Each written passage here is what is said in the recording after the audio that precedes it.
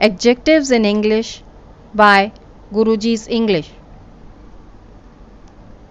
Do you think you have a good sense of English vocabulary? In today's lesson, we will learn about adjectives with some examples. 1 mark for each correct answer. All the best. She is wearing a purple dress. The adjective here is purple.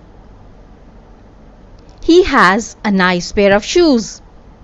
The adjective here is nice. She is a good girl. The adjective here is good. He has a black shirt. The adjective here is black. Jaipur is known as the Pink City. The adjective here is pink. Jennifer is a pretty girl. The adjective here is pretty.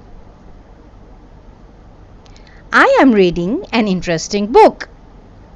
The adjective here is interesting. He is happy.